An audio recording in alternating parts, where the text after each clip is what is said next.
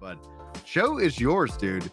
You've got some plans for today. I'm gonna let you drive this one. What do you want to talk about first? I mean, FanFest was amazing. Yeah, FanFest was amazing. I got a chance to hang out with many of you. It was very different than my first FanFest. First FanFest was the first FanFest after Work to Game existed.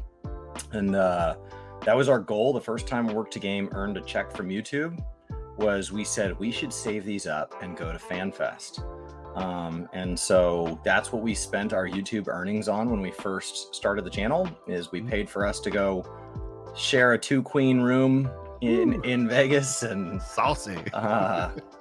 And we had a great time.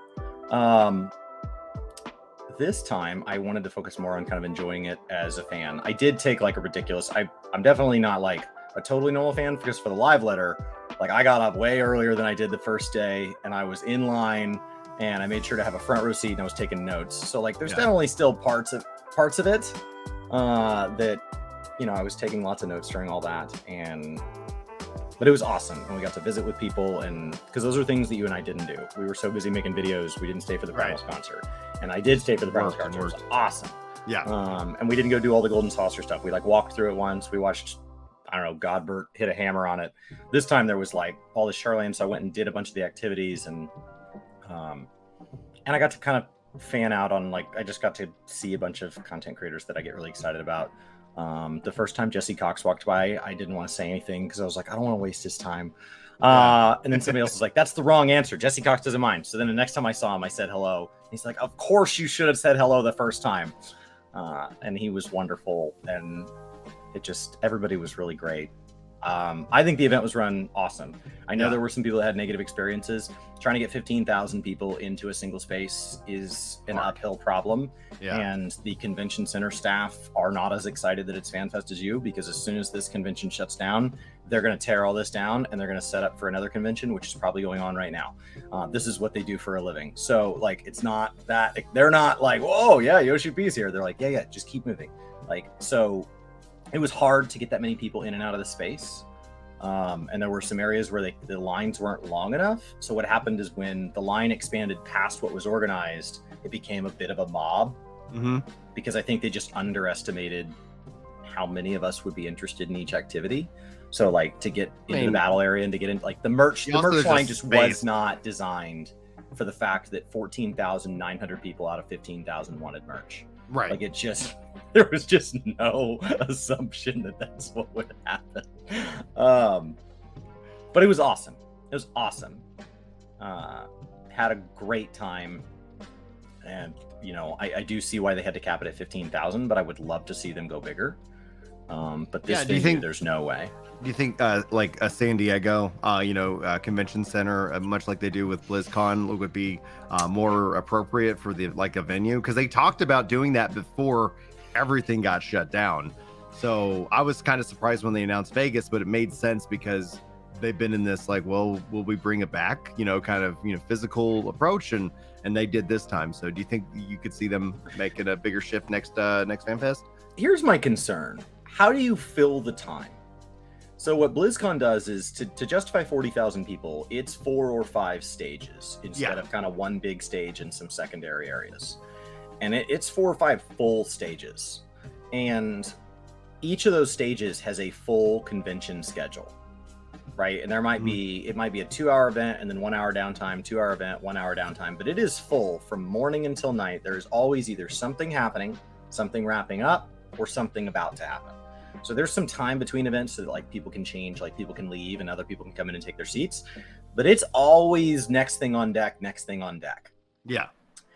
How do you do that with a single game? 15,000, it was 3 times bigger than the FanFest you and I went to. And like, it felt absurd that there were that many people there for a single reason, as opposed to when you're at BlizzCon, there's people there for Hearthstone, there's people there for StarCraft, there's people there for Warcraft, there's people there, right? And so it's a lot bigger. So if they were going to do that, who would you pair it with? Originally, we thought, well, maybe you pull in from other audiences. But since they've let go of all those Montreal type games, Deus Ex and all that, Final Fantasy games, there are many core Final Fantasy fans that don't really consider 14 a standard title. Just like there's a difference between the numbered titles and non-numbered titles, they kind of let 14 stand on its own and 11 kind of with it, because MMOs are a different animal. How do you do that? So like I think this is probably the right size for it. That just because like 40,000 people all wanting to go to the Primals concert would be would be nuts. They'd have to have a stadium. Which maybe that's the answer. Maybe that's the answer. Stadium. But I think at least for next time, unless the game just doubles in size again, this is probably the right size, and it's just going to always be hard to get tickets. The badge pickup was done really well. The badge pickup was so smooth. Because if let's say they did expand it to be more Square Enix FanFest beyond just Final Fantasy XIV, we know this happens every 2 years, and it's a part of the marketing PR push for the expansion. If all of a sudden you have it every year, which was what some, like kind of parallel to BlizzCon for a little bit, like that's what they had. And not every year there was the expansion, because they had other games and other announcements and everything like that. So it would, in a way, I think, water down the excitement behind what the announcement for is, because you get it every year. But maybe that would also be something where you start bringing in Final Fantasy XI, Dragon Quest X, which are the two other MMOs, and to see if they were like, oh, now we're going to also make this more of this is our personal E3 for all of our products. And that ends up, I think, being a bigger task than Square Enix's, because it's not one event. It's still 3 events in, if you think about it in the span of a shorter period of time. So it ends up being kind of much, as opposed to like, we're going to just be in San Diego once every November, yada, yada, yada. It was kind of a reminder for me how many people like hadn't been to one of these or hadn't watched one of these, and how many people don't watch live letters. I was sitting next to a girl that was with our group who only plays really for Island Sanctuary and a little bit herself, and she got a chance to meet Miztech, and Miztech was who got her comfortable running dungeons, 4-man dungeons. She wanted videos to watch 4-man dungeons, and like the 8-man normal trials seemed wildly overwhelming. And that's just such a different experience than a lot of the people who tend to hang out in streams and stuff that are trying to, encourage you and I to take on Savage and when would we do Ultimate. And it's like the idea that a normal trial and a normal dungeon is overwhelming is something that we hear, but I never get a chance to interact with so directly. And the Island Sanctuary is why she plays, and she loves the story. And so like this move towards duty support is what got her in. And she plays with her boyfriend who does raid and all of that, and he was there. And I was sitting next to her during the live letter, and she's, and like the guys to the right of me, which I did not know, were saying these things like, I hope they talk about 6.0, and oh my gosh, I didn't know there was going to be another Criterion and all that. So they were very engaged players, and they just did not memorize the roadmap, because apparently that's a weird thing to do. And they definitely didn't have a spreadsheet open on their phone, because apparently that's a weird thing to do. But I had a spreadsheet open on my phone. and I remember the roadmap. So shocker.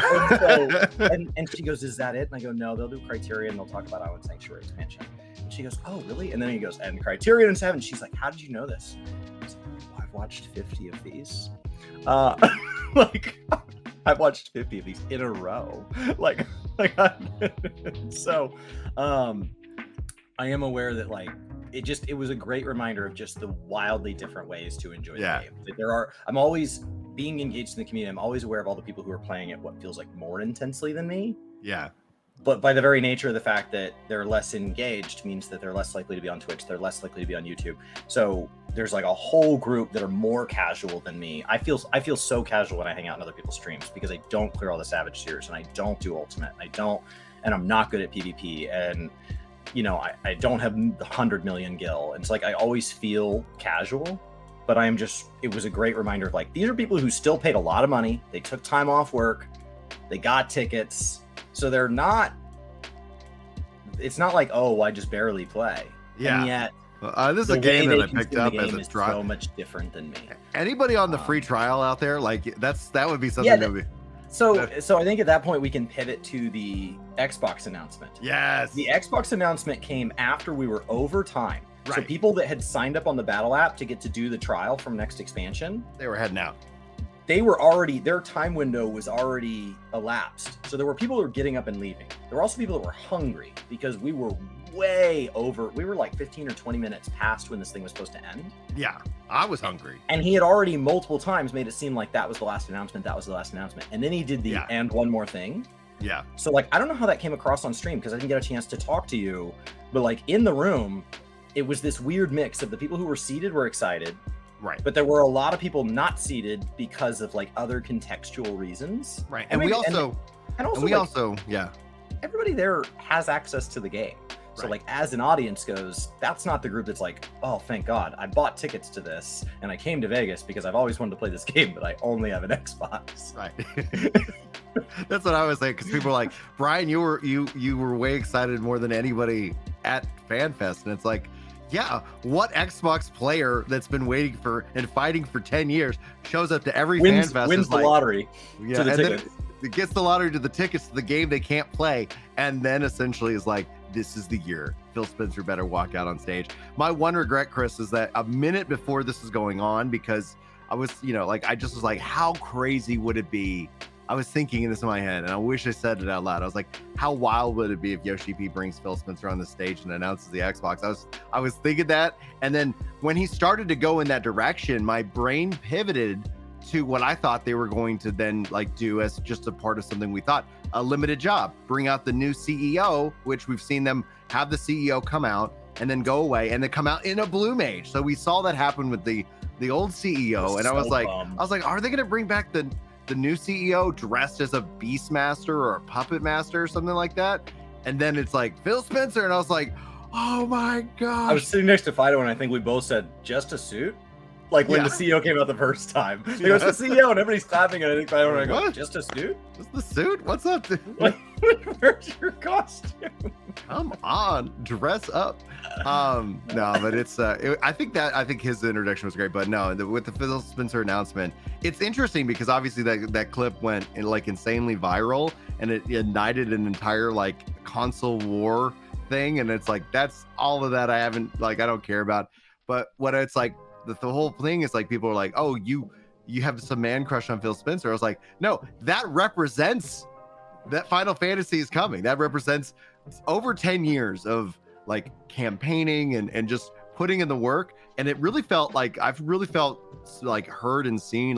You texted me that Rook came up to you and asked, it's like, oh my gosh, Brian must be so excited. And then she commented on the thing, and it just was like, yes, this has been very, very important for me. So if you're in the know, if you've ever seen our content, this should be something where a lot of people are like, oh my gosh, just on this announcement alone.